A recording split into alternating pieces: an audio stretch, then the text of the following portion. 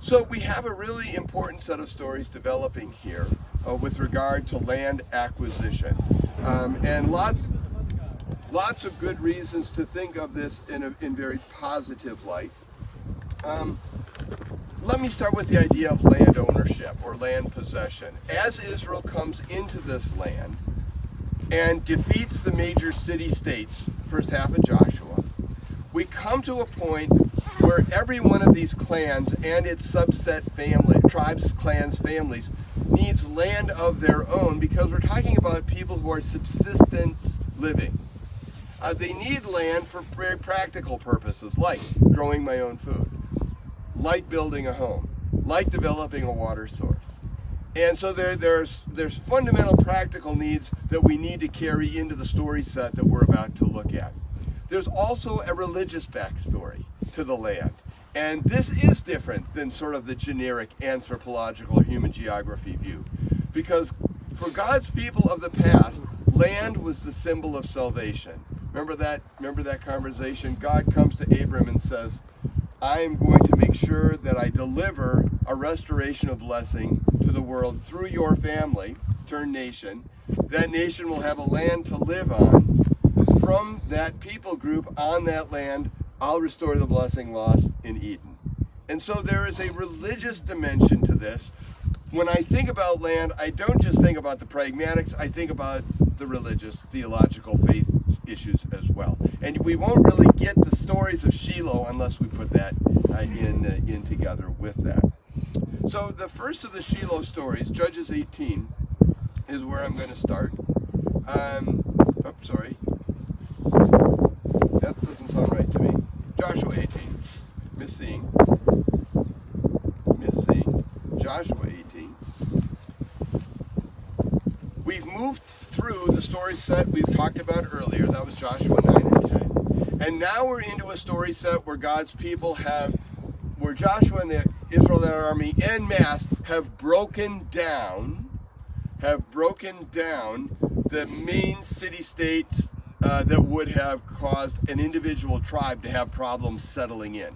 So the conquest of Joshua was not about taking out all opposition, it was about taking out major opposition. And once that goal was achieved, now it's time for individual tribal units to receive their inheritance. 18. The whole assembly of the Israelites gathered at Shiloh. So the Israelite tribes come up into this area here. And they set up the tent of meeting there, a religious sanctuary, likely behind you here, on what's called the Tabernacle Plateau. Likely here. I think that's the best candidate. But there were still 7 tribes who had not yet received their inheritance. So Joshua said to the Israelites, how long will you wait before you begin to take possession of the land the Lord your God of your ancestors has given you? Appoint 3 men from each tribe. I will send them out and make a survey of the land to write a description of it. Sound familiar? We're going out. Some of you are writing down descriptions of the land. Then they will return to me. You are to divide the land into 7 parts. Judah is to remain in its territory. It's already received its inheritance. And the tribes of Joseph in their territory, Manasseh and Ephraim. So Judah, Manasseh, and Ephraim already set. After you have written descriptions of the 7 parts of the land, bring them here to me, and I'll cast lots for you in the presence of the Lord our God. The Levites, however, do not get a portion among you. They don't get an intact land parcel. They are to be the educators, the worship leaders, and they are going to get cities scattered throughout those other tribal units. Verse 8, as the men started on their way to map out the land, this has got JUC written all over it, writing descriptions, mapping the land, Joshua instructed them, go and make a survey of the land and write a description of it, then return to me, and I'll cast lots for you here at Shiloh in the presence of the Lord. There's an interesting story that's starting to develop here that has both practical and theological sides. So they wrote down its description on a scroll, town by town, in 7 parts, and returned to Joshua in the camp at Shiloh. Joshua then cast lots for them in Shiloh in the presence of the Lord, and there he distributed the land to the Israelites according to their tribal divisions. Well, first of all, if you honor the fact that tribal land assignment is both very important practical as well as theological implications, this is a really important event that gets linked to this location, because each individual tribe here is going to leave knowing which parcel of land they have. But the way it's done is interesting. There's a description of the land that's been presented, and so at a very practical level, you know what these parcels look like. But rather than having some sort of vote, land rush, whatever, you have the Lord saying, I'm going to use the casting of lots in my religious compound to identify for you which tribal inheritance will get what parcel of land. And then the land descriptions that you've heard can be read so that you can see, and here is more to Haley's question, you can see via those descriptions that the land we've received is exactly right in terms of the size and needs that we have for our community. Can you imagine the challenge? Because not all tribes are of the same size. Can you imagine the challenge if a small tribe was assigned a large parcel and a large tribe was assigned a small? It just would sow the seeds for discontent and civil war. You'd be trying to go out and grab somebody else's property. And we hear none of that.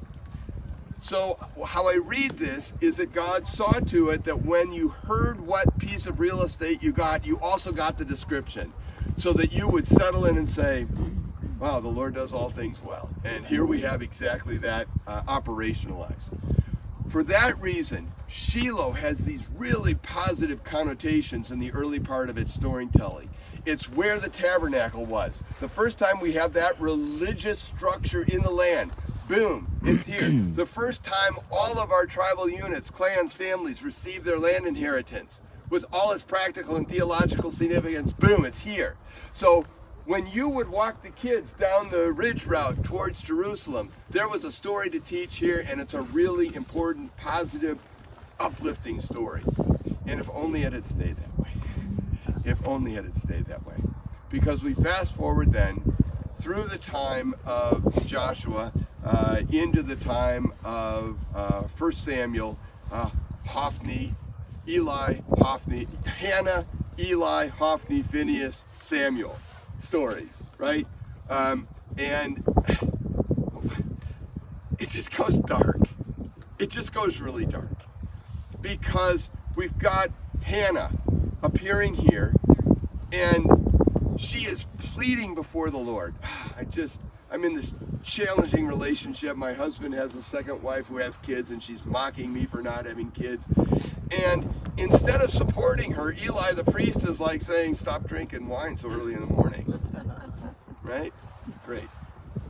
And lest we think that's an anomaly, we hear about his two sons, Hophni and Phinehas. This is 1 Samuel 4. You can read that story. That they are doing nasty stuff. So much so that the text comes to the point where it says it was the Lord's will to put them to death. Boy, you got clergy coming up in the gun sights of the Lord.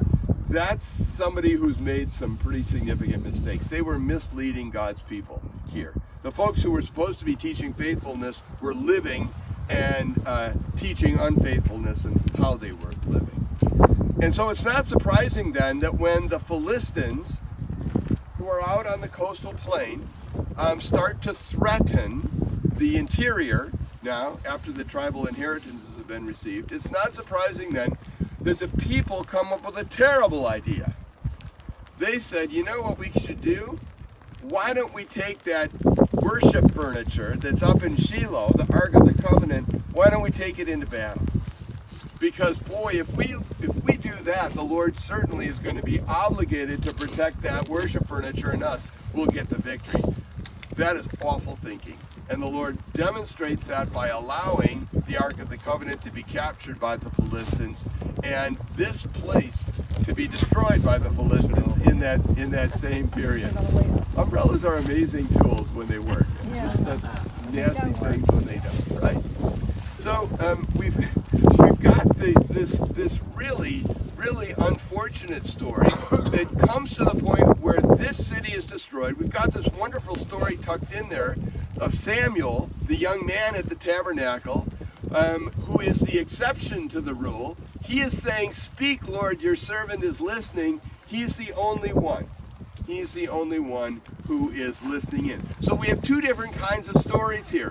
One, the great story of faithfulness, land division. The other of treating God like a Canaanite would, like a pagan Canaanite would.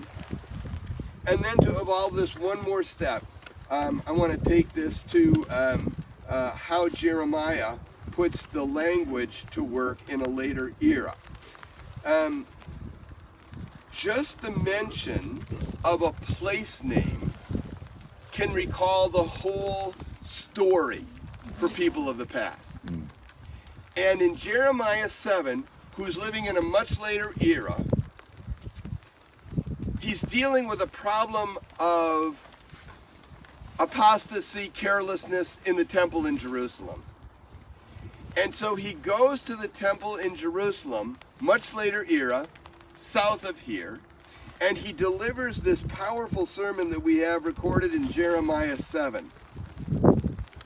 He's criticizing the people for assuming something that absolutely is not true. Let's listen in and see how this place comes back. Jeremiah says, "Hear the word of the Lord, all you people of Judah, who come through these gates to worship the Lord. This is what the Lord Almighty, the God of Israel, says. Reform your ways and actions, and I'll let you live in this place. Don't trust in deceptive words that say, 'This is the temple of the Lord, the temple of the Lord, the temple of the Lord.'" What he's dealing with are folks who are choosing to live however they want and assuming that God would never respond negatively by harming the city of Jerusalem because it has his temple. This is like safe space for us to do whatever we want. If you really change your ways and actions and deal with each other justly, if you don't oppress the foreigner, fatherless, or widow, and don't shed innocent blood in this place, and if you don't follow other gods to your own harm, then I will let you live in this place I gave your ancestors forever. But look, you are trusting in deceptive words that are worthless. Will you steal and murder, commit adultery and perjury, burn incense to Baal, and follow other gods you have not known, and then come and stand before me in this place which bears my name and say, "We're safe"? Safe to do all these detestable things. Has this house which bears my name become a den of robbers to you? Go now to the place in Shiloh where I first made a dwelling for my name, and see what I did to it because of its wickedness. Jeremiah says there was another sanctuary city in the north that people thought, oh, that would never be harmed by the Lord. But take a road trip north and see what happened to it. Because what you're going to find in Shiloh is that if my sanctuary and my sanctuary city becomes eaten through by social injustice and by faithlessness, then that religious facility stands as a sham, and I will not hesitate to wipe it out. And that's the Shiloh story. The other Shiloh story, the more negative one that Jeremiah leans into. So think about this as you're thinking about trying to understand the language of Scripture in place. Connotations, how people think and feel about it, a place, is a very strong rhetorical, theological lever that you can push on. And sometimes the connotations of a place change. So in one era, if you're reading stories of Shiloh, you are celebrating and say, yes, this is the place where the sanctuary was. It's a place where great-great-great-great-grandma and grandpa got their land.